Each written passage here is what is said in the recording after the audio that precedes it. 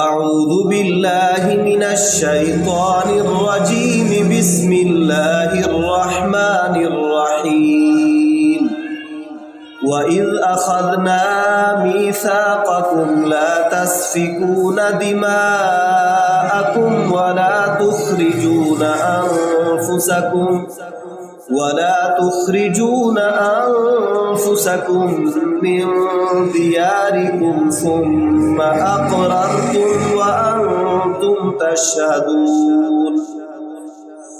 ثم أنتم هؤلاء تقتلون أنفسكم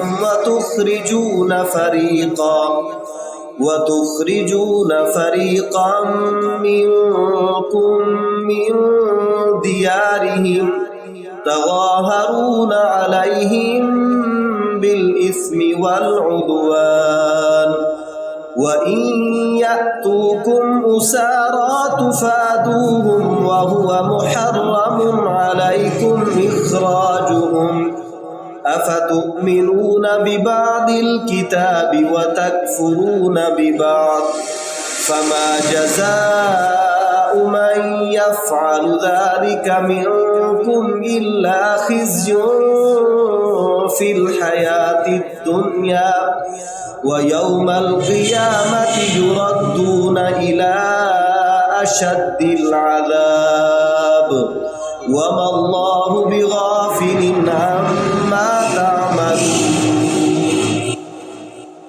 أولئك الذين اشتروا الحياة الدنيا بالآخرة فلا يخفف عنهم العذاب ولا هم ينصرون. صدق الله العظيم. نحمده ونصلي على رسوله الكريم اما بعد فاعوذ باللہ من الشیطان الرجیم بسم اللہ الرحمن الرحیم۔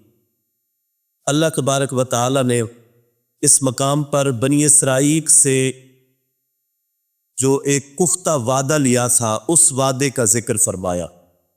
ارشاد فرمایا کہ وَإِذْ أَخَذْنَا مِيثَاقَكُمْ لَا تَسْفِكُونَ دِمَاءَكُمْ وَلَا تُخْرِجُونَ أَنفُسَكُمْ مِنْ دِيَارِكُمْ۔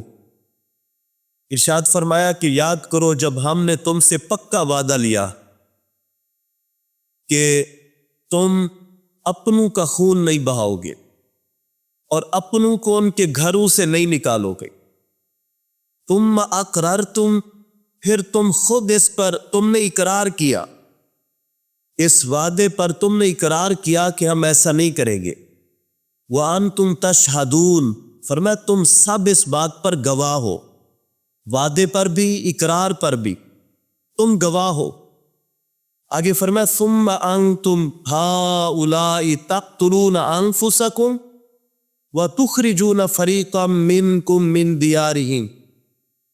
فرمایا پھر تم ہی وہ لوگ ہو جنہوں نے اپنوں کو قتل بھی کیا اور اپنوں میں سے ایک گروہ کو ان کے گھروں سے نکالا۔ تظاہرون علیہم بالاسم والعدوان، ان کے مخالفین کی مدد کی گناہ اور زیادتی کے معاملے۔ اور آگے فرمایا وَإِن يَأْتُوكُمْ أُسَارَىٰ تُفَادُوهُمْ وَهُوَ مُحَرَّمٌ عَلَيْكُمْ إِخْرَاجُهُمْ۔ فرمایا پھر جب وہی لوگ قیدی بنا کر تمہارے پاس لائے گئے پھر تم فدیہ دے کر انہیں چھڑا لیتے ہو، حالانکہ انہیں نکالنا بھی تو تم پر حرام تھا۔ افتؤمنون ببعض الکتاب وتکفرون ببعض، فرمایا کیا تم کتاب کے بعض حصے پر ایمان رکھتے ہو، بعض کا انکار کرتے ہو؟ تم کتاب کے بعض حصے کو مانتے ہو، بعض کو نہیں مانتے۔ آگے فرمایا فما جزاء من یفعل ذلک منکم الا خزی فی الحیاۃ الدنیا، فرمایا تو اس کی کیا سزا ہو سکتی ہے جو بندہ ایسا کرے تم میں سے، یعنی کتاب کے بعض حصے کو مانے بعض کو نہ مانے، اس کی کیا سزا ہے؟ فرمایا سوائے اس کے کہ دنیا کی زندگی میں ذلت ہے، رسوائی ہے، وَيَوْمَ الْقِيَامَةِ يُرَدُّونَ إِلَىٰ أَشَدِّ الْعَذَابِ، اور ایسے لوگ قیامت والے دن سخت ترین عذاب کی طرف لوٹائے جائیں گے۔ وَمَا اللَّهُ بِغَافِلٍ عَمَّا تَعْمَلُونَ، فرمایا کہ اللہ تعالیٰ تمہارے کاموں سے غافل نہیں ہے۔ آگے ارشاد فرمایا اولئک الذین اشتروا الحیاۃ الدنیا بالآخرہ، فرمایا یہی وہ لوگ ہیں جنہوں نے آخرت کی زندگی کے بدلے میں دنیا کی زندگی کو خرید لیا۔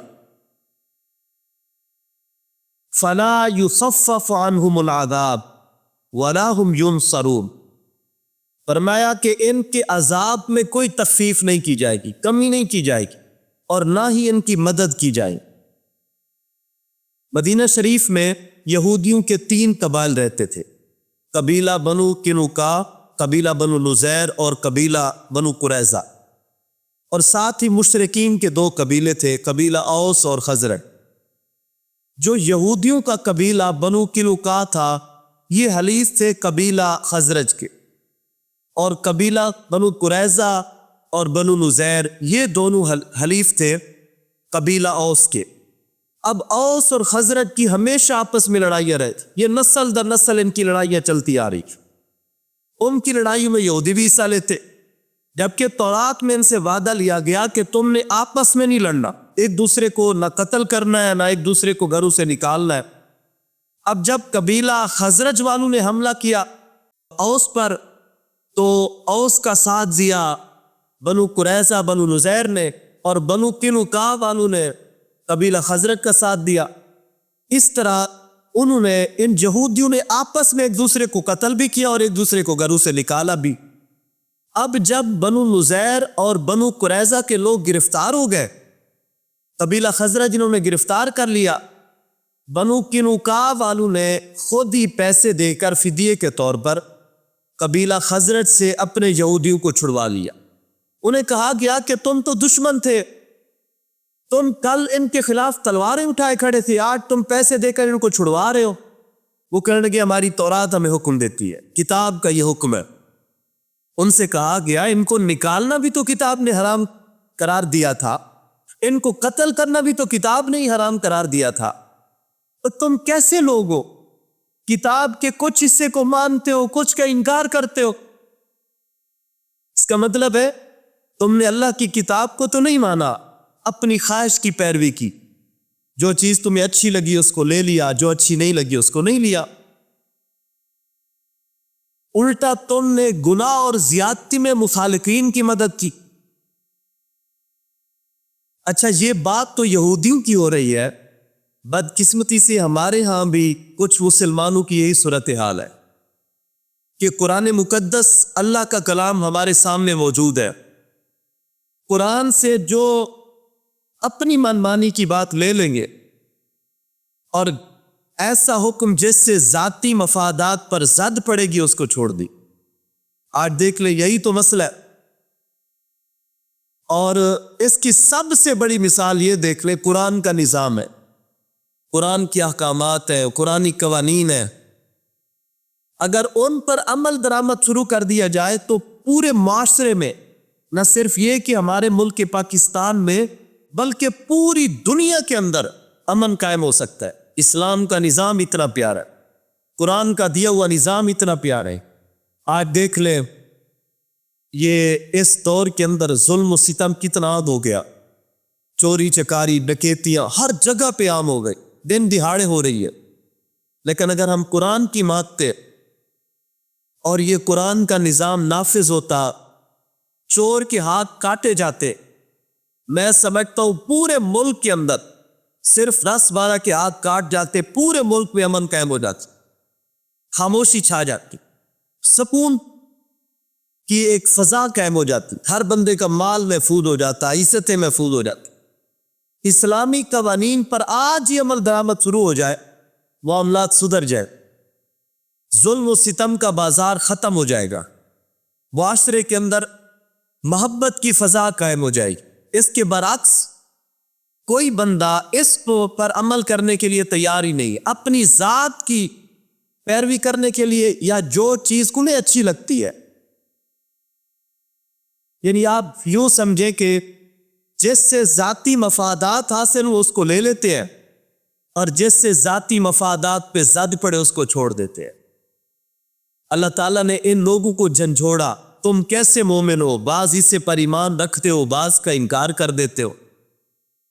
اور آج بھی دیکھیں گناہ اور زیادتی میں ایک دوسرے کا ساتھ دیا جا رہا، جبکہ قرآن نے ہمیں حکم دیا وَتَعَاوَنُوا عَلَى الْبِرِّ وَالتَّقْوَى وَلَا تَعَاوَنُوا عَلَى الْإِثْمِ وَالْعُدْوَانِ، کہ نیکی کے کاموں میں، تقوی کے کاموں میں ہم ایک دوسرے کا ساتھ ضرور دیں، گناہ اور زیادتی میں ایک دوسرے کا ساتھ نہ دیں۔ لیکن آج گناہ اور زیادتی میں تو ساتھ دیا جاتا ہے، ہر بدماش کا، ہر ظالم کا، ہر جابر کا، ہر ڈاکو چور لٹیرے کا اس کا ساتھ دیا جاتا ہے، اور غریب آدمی کے ساتھ کھڑا ہونے کے لیے کوئی تیار نہیں ہے، گویا حق کا ساتھ نہیں دیا جاتا اور چڑھتا ہوا کنارہ دیکھا جاتا ہے۔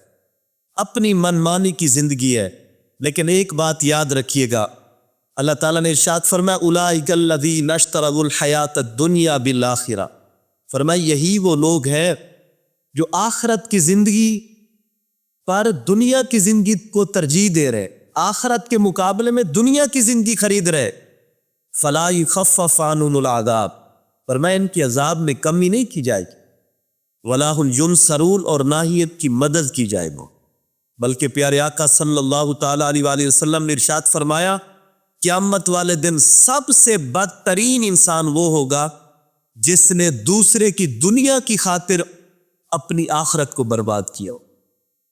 خدا کے لیے پلٹ کے آئے، یہ زندگی بہت مختصر ہے۔